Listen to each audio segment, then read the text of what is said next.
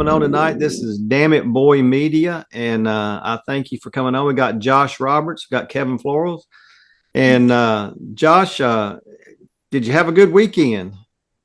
Yeah, we had a good time, man. Everybody went down there and put on a good show for the fans. It was a good weekend. What we thought was going to turn out to be a weathered event turned out really nice. So we appreciate Mac and Dillon and all those guys putting it on for us. Yeah, that's a nice racetrack. And what was what was your outcome? Let's hear about it. So we ran a club race, and like usual, I ran behind Kevin. Kevin won that one, and I finished second. And then you get to the nationals, and our sportsman was split up between an open and a limited class, and Kevin won one, and I won the other. So it was a good weekend all around for everybody on here, I reckon. And Kevin, how was your weekend? It's good, considering it started off really rough. David's out pretty sick right now, so I hadn't been in the car since last August. So got down there and loaded, and car was junk. It was just horrible, and we changed everything on it, everything but the driver, and that was next. But luckily, we started that first race, and man, it was on a rail, and it was just good all weekend. Good racing. There was a lot of cars there. I think the weather, like Josh said, the weather, and I think it being a hot. Palm Sunday, I think, sort of hurt our crowd a little bit, but the ones that were there were in a good mood, and we had a good time, good fellowship. Hey, now, Josh, I got to say this. According to Kevin, it was junk, but according to us, it was probably a fast race car, right? But his junk must drive like mine on rails, because I felt like we were pretty good. We had nothing for him, so. Yeah, I've started beside of him, behind him, and I mean, you see him going into turn one, and you don't see him no more. So, how's David? I think he's improving a little bit. He keeps going on his cruises and comes back. And, this time he's been really sick. I mean, he's collapsed lung, the whole deal. But he's getting better. I talked to him this morning for a while, and he's on the mend, I think. I hope. I got to tell a quick David Dale story real fast. We got to Jacksonville, North Carolina at All American Racetrack there. I think that's what the name of it. Anyway, we get there, and I'm there early, and here comes David rolling in, and he says, let's go get something to eat. So, he says, but first let me show you around this racetrack. So we're in his 4-wheel drive with a lift kit running about 80 mile an hour off into turn one we go. And he said, you got to be up here to come down into turn one. And there's a guy with a tractor blowing the track off. He never slows down. So I'm thinking we're going to go out the back gate. Now down the back straightaway, wide open into turn 3 and 4. He says, this is where you need to be, up against the wall. And we did that like 3 times. And I'm thinking, oh man, what is going to happen next? That's the day we came to your house. Yeah. Okay, I do. Okay. Yeah. So Jacksonville, Coastal Plains, yeah. Yep. So Josh, how did give us a recap on the modifieds? What was the field and how they come out? So it was a good field. They split us up. The club race split us up. David Werner, he led where he got behind Chris Werner, and they split the race up, and David got by him, I guess, with about 5-6 to go. And so David Werner won that one in that red Hot Wheels car. And then he won the national feature as well. Those are some fast race cars, extremely fast race cars. Yeah, I think anything that has Werner attached to it is going to be a really, really nice car, really craftsmanship built, and it's going to be fast. Oh, yeah. And actually, one of the Warner boys, the one who drives the Hot Wheels car, he lives across the river from my house at Oak Island. Okay. Yeah, and he lives there in Southport, I think it is. But yeah, that's Dennis. Yep. Oh, that's right, Dennis. So how did Mac turn out? So Mac had a little issue. He was running the show, and he forgot one thing, and that was to turn his battery off from practice on Saturday. So he went to go line up for the club race, and the car wouldn't start. So he had to throw it back on a charger for a while. And he made it to the national event, and I think he fared either 3rd or 4th in that. Oh, did he? Clean day all around for him. Now, Barry Dalton had a whole new look to his race car with Coors on there as the sponsor, and I think he's painted the whole car, hasn't he? I couldn't tell. I didn't get a chance to mingle as much as I wanted to. We chased a few gremlins in practice, and that kind of puts you focused on what you got going on. So, but yeah, he looked good, run good. Anytime Barry shows up, he's going to run you clean, and he's going to do a good showing. So I think he left out of there with no damage, and he should have had a smile. So. Yeah, he told me he said, like my daughter said, I started fourth, I finished fourth. And she says, well, Dad, you had a top 5. So be happy. Can't ask for more than that some days. That's it. Kevin, tell us about your weekend. It was just a good weekend to be out and be at a racetrack, be anywhere, to be honest with you. I don't know if you how much you know, but I've been real sick for a while, and it really felt good to be able to go and just hang out with the guys. And I'd have been happy just to be there, but we were lucky enough to feel good enough to ride, and we had a good weekend. It was just a real nice weekend. It really was. For everybody that's watching this, I have watched Kevin come from the rear to the front in a matter of about 6 to 7 laps and never touch a car and take the lead in that length of time in a field of about 15 cars. So it's just a show in itself watching him drive in a race. You'd almost rather miss the race and set out and watch him from the stands than you would be in it. But tell us a little bit how you and David got together. Well, back in the day, I used to chase his cars, and one day at Kenley, he actually come down after the race, and he leaned down, pulled the window net down. I didn't know if he wanted to fight or what he was doing. He come down, and he looked me right in the eyes, and he said, I want you to drive for me. I said, what? I said, you got a car and a driver. He says, yeah, but that seat's getting ready to get empty, and I want you to drive for me. And I said, well, I don't know. I was young at the time, new, and I had just built a car. Me and a 17-year-old kid built the car right here in his shop. And, I didn't want to give up what we had started building, but at the same time, David was really good at what he did. And over the next few weeks, he sort of helped us a little bit. He'd come down, hey, you're doing this wrong. You need to do that. And next thing you know, we won a race one night. And after that, it was over. We just sort of joined forces, and he agreed not to touch the steering wheel if I stayed out of the toolbox, and that was our deal. And, to this day, he lives 45 minutes from me, and I'm not allowed at his shop. Nobody is. He works on the shop, the car in his shop by himself. And race day, most of the time you see he always brings my car to the track.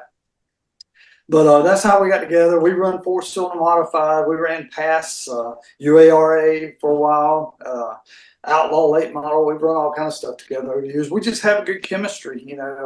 David's one of those guys that he can just look at you on the racetrack and watch you. And when you get out car, you ain't got to say a word. He knows what the car needs, and he's incredible, man. He's been a blessing to me. You just said a key thing there about him. You said he came down and helped you with the race car. I think that he's helped everybody that's asked him, and sometimes he's even offered his assistance, even if somebody didn't ask, to help them get better. I know that a lot of guys he's helped, they said, wow, that works. How'd you know that? But to hear him tell how he sets your car up is like, okay, I'm lost, but it sounds very interesting in what he does. So now you guys, did y'all race late models, or what did y'all race? Yeah, we started out in a super late model at Kenley until they faded away. We moved to the Pass series, in which, that was like taking a butter knife to a gunfight. But we had some good finishes. We ran with all the big boys, and we had some good top 5 finishes over the years. And, we finally figured out we didn't have the money, and I was too old to continue down that path. So we started just running. He has a modified car, 4-cylinder modified, that's got quite a reputation. It's won a lot of races. Old, but Smurf, it's baby blue. But he put me in that thing one night at Wake County, and we won with it. And we raced that thing for years until we finally retired it. And then we just went into the late model stock, UARA, and then we bounced around a few late model races, super late model races. And then this vintage deal caught my eye. Started paying attention to it at Wake County back in I don't know, 20 years ago, watching them. And I told him, I said, we got all kind of parts and pieces, and we're both too old to compete with the 10-year-olds.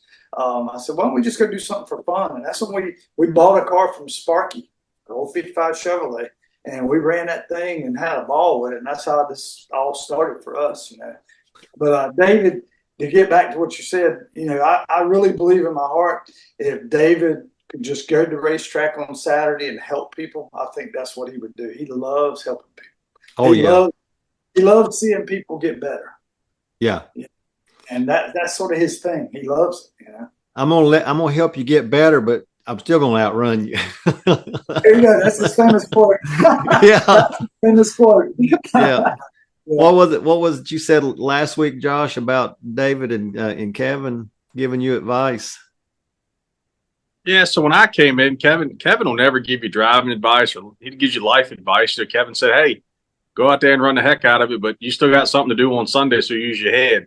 And then you got David Dale, who's got his posture and scratches his head, and he's looking at shocks, and he's going, "That's backwards, that's upside down, that's wrong. Move that bolt, change this, he'll drive a whole lot better." And you're like, "Is this guy Einstein, or is he just out there?" And then you try it, and it goes, "How does he know that? Has he been watching my car?" So he's just a genius with it.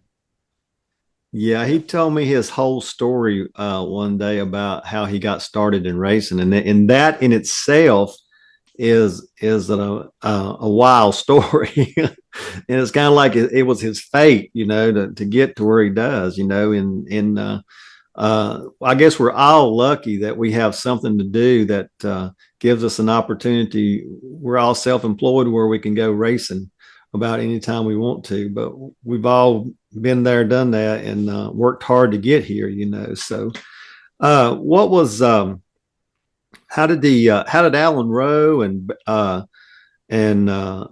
Jerry's car get wrecked in practice? My buddy Steve Mendenhall went with me, and Rodney wanted us to drive that car this weekend. The plan was for us to go down on Friday, and me and Steve were going to take turns to just drive it and work on the car all day. And long story short, we didn't get there till Sunday. Never sat in the car before. Steve is 7 foot tall, so they had to work to get him in the car. And I think it was one of those deals. He's never been in the car before, and he went out there, and the power steering wasn't working, and it jumped out under him, and just put it in the wall. Did a little damage, not too bad.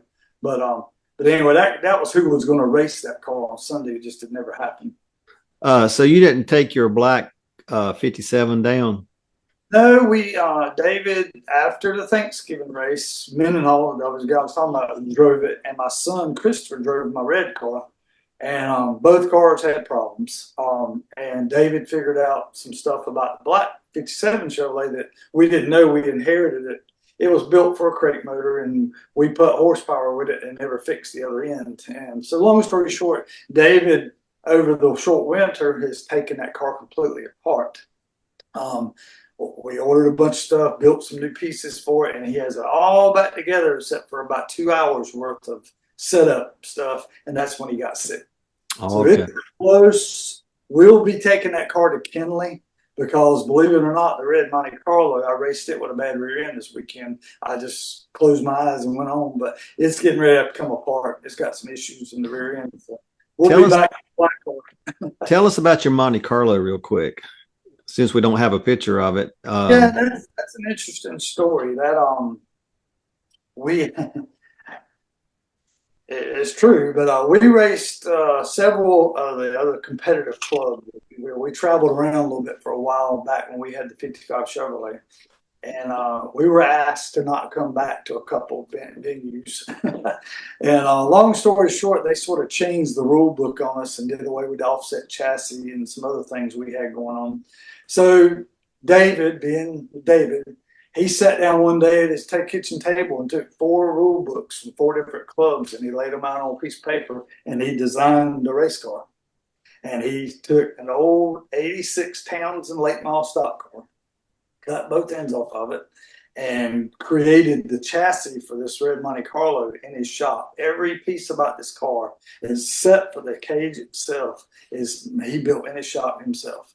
And he created his own perimeter chassis that fit all the rules. Motor, all the rules, transmission, shocks, everything fits all the rules. And that's how the car was built. And he told me, he said, go find a body that you want to run, because the 55 body had gotten torn up pretty bad, South Boston. And I went to a junkyard up in Mebane, North Carolina, and found this Monte Carlo back in the back. And I bought the guy $600. We took a tractor and dragged it out of the woods. I brought the body here to my farm, and we took a plasma cutter torch and just filleted it up and created body panels. And David built the chassis, we built the body, hung it, wrapped it, and the rest is history. I'm gonna tell you what, folks, if you have not been to a vintage race and seen these cars race, you need to come out. It's like sitting and watching history go around the track. It's an awesome, awesome event. And Mac has done a good job with it. And we are the class of the show, I think. Of course, I'm class of the show when we show up, and cars are beautiful and they're all different. And the fun part is that it's fun to race them. And of course, it makes you cry when you wreck them. Yeah. Josh, tell us about your big damn it boy moment this weekend.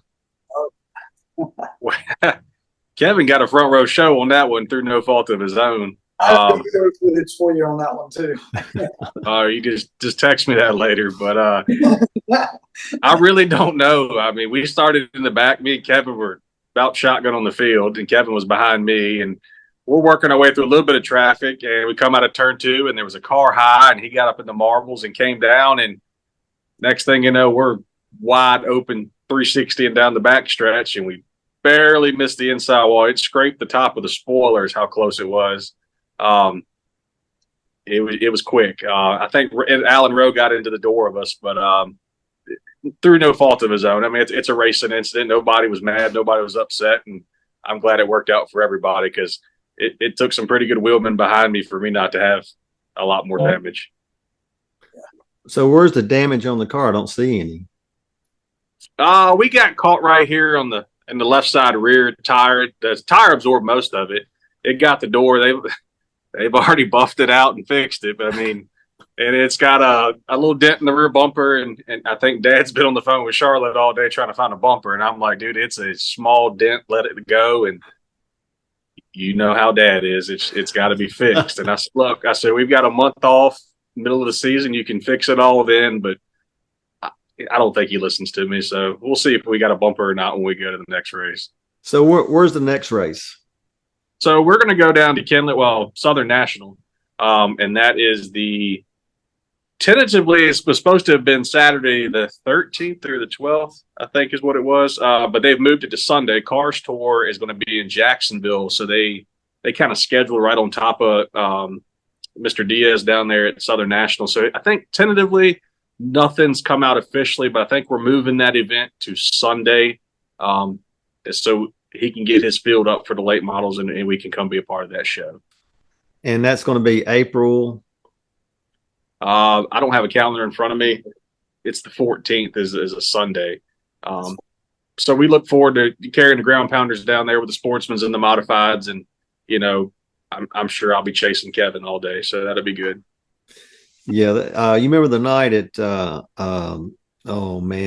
Carteret and Alan Rowe starting pole, and Sean was starting outside, and I can't remember who was beside of you, Kevin, but I was behind you, and we go off into take the green flag, and Sean just got a little anxious.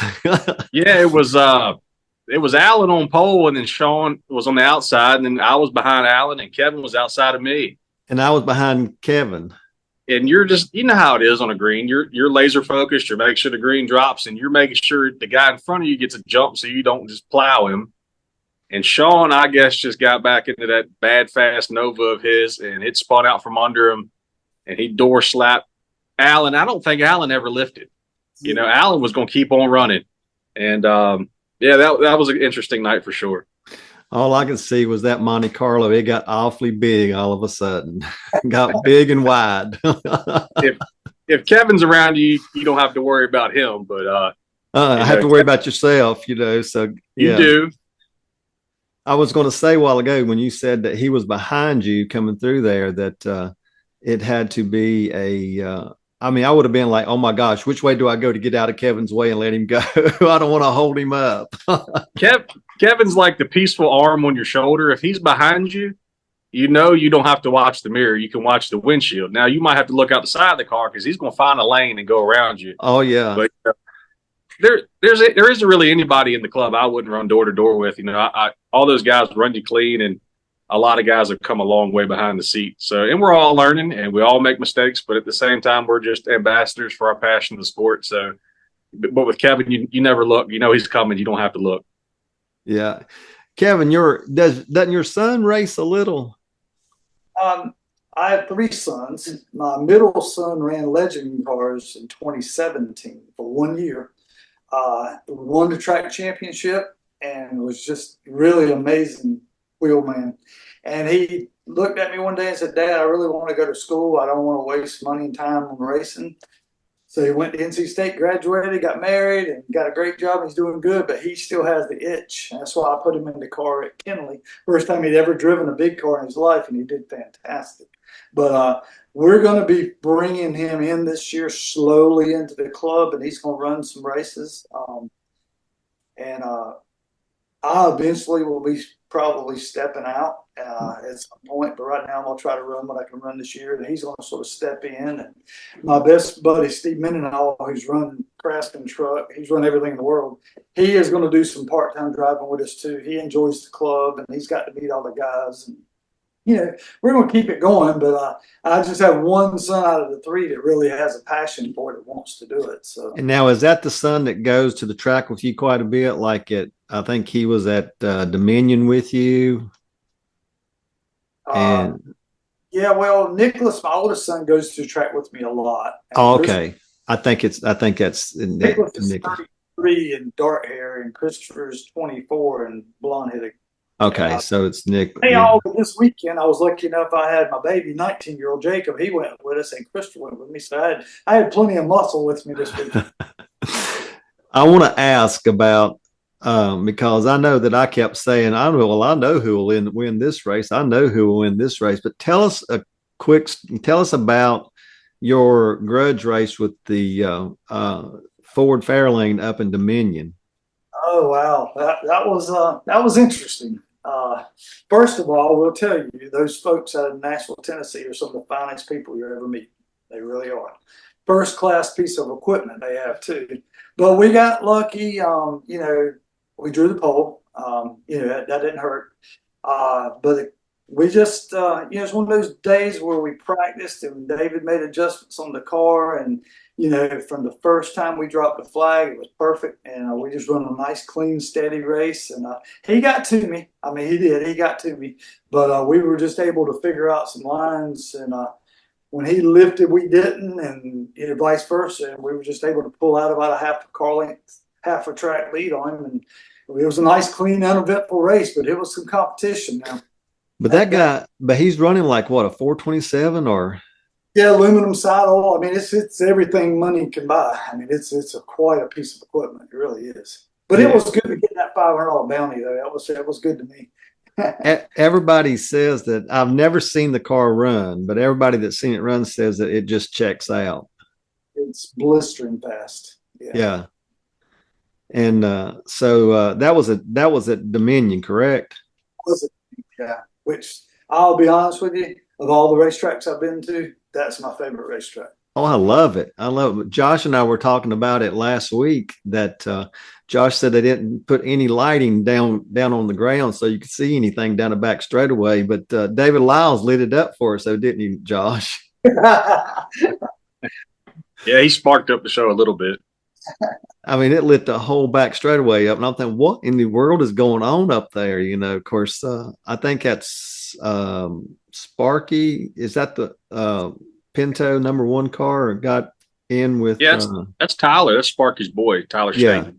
Yeah. Got into he and Chris Hicks got together coming off of 2, I think, down the back straightaway, and everybody was going every which way. Yeah, that was just a racing incident. I didn't talk to either one of them about it. They were both kind of, in that mood. I'm not sure what happened there. They could probably enlighten you a little bit better than I could, but unfortunately it did tear up one of Frank's nicest cars. He had a Chevelle, white Chevelle that you chase pretty much every time you show up anyway. And I think they're redoing a car to fix that. I don't know how much damage it really had. Last I heard, it went down to David Werner, Big David Werner's shop in Mooresville, and they were trying to put it back together. So I don't know where they ended up in that process. Haven't seen Frank and Chris this year. I mean, we're only one race in, so I think Sunday had a lot to do with that. But Frank and Chris also class acts, so look forward to having them anytime. That's a fast race car too. It's the Sam Ard tribute car, and it's right down to a T. And Chris can wheel that thing for sure. But that's the night in Dominion that you run the whole race with your fender stuck straight up in the air, isn't it? Yeah, that's it. We actually had to unhook the Hans device so we could lean our head left and right so we could still see around it. But that's probably a big no-no. But it worked out for us, and yeah, Dad fixed it up and we got it back running again. Yeah, I got in the back of Mac off of turn 2 when David Lyles went up and hit the wall. So hard racing. Kevin, now are you going to run the whole schedule this year, or just a limited schedule? I want to run the whole thing. I'm scheduled for some more heart surgery in 6 weeks or so. Depending on the outcome of that will determine what I'm able to do. But if I feel like I felt this weekend, I will run every race this year. And even some club races, other events I've been invited to go to. But like I said, I don't take nothing for granted. Every day I wake up, it's just a blessing. And I hope the Lord spares me and I can continue to do what I love. But, I realize from being bedridden and not being able to walk and everything else I've been doing the last 2 months, 3 months, that, this is a blessing what we get to do every day, and hanging out with our buds and doing what we love to do. And I'm going to do it as long as I'm able to do it. Put it to you that way. So you mentioned about your heart attack. Did you is the surgery you having? Is it just maintenance surgery, or what are they going to do? Yeah, I had 2 heart attacks and 2 heart surgeries in October, and what I've got is low injection fractions from chemo. I had chemo in 2012, and my heart was damaged from all that. Saved my life, but it's also caused me some stress. But the surgery they're doing now is just some experimental, if you will, trying to relieve some pressure so my heart can continue to strengthen, which the numbers are looking good. It's getting better. I'm about back to where I was in June, July. So we'll be praying for you, and that's absolutely what's got me here today. I'll tell you that. And hope that everything goes well. And how's the car business, by the way? Well, unfortunately, it was really, really good up to the night I had that heart attack. But yourself, when you're self-employed, and I couldn't be there, the business basically just stopped. I still own the real estate. I've leased it out to a young man that's I'm helping him get his start. And I'm just sort of working from the farm, piddling with a few cars, but trying to keep the stress off right now. Right. Well, we're glad you're here with us after having 2 heart attacks in October. I'm glad to be here, I'm telling you. So, well, we're going to have to wrap it up here. We're about out of time. Josh, tell everybody I said hello, and were they all happy? I saw the pictures. Yeah, I think anytime you struggle as much as we usually do, when you luck up and hit it a little bit good, everybody's happy, and it makes the drive home a little bit better. So hopefully we can work on the idiot behind the wheel and find a little bit more speed and put on a good show the rest of the season. That loose nut. Sometimes. Now, you also got another award, Best Looking Sportsman Car. Yeah, we're very thankful for that. The Barfields, they give out a Best Appearing Sportsman and a Best Appearing Modified. And, we're very honored and blessed for somebody to notice the work that we put in. And there's a lot of good cars there. A lot of guys put in a lot of craftsmanship. And to walk away with that felt almost as good as the win. Yeah, my Modified got that last year, and that was after working on that thing for so long, it was a great honor to get it. I mean, it was almost like winning a race. Was that? Yes, sir. It was. Hey, guys, thank y'all so much for coming on Damn It Boy Media and telling us about the race. Kevin, man, it's great to see you. So glad you're doing well. And Josh, thank you for coming on again this week and give us a recap. And we'll be talking to you guys again soon, I hope. Yes, sir. Thank you for having us. Thank you, man. Y'all have a good evening, and we'll talk to you later. Yes, sir.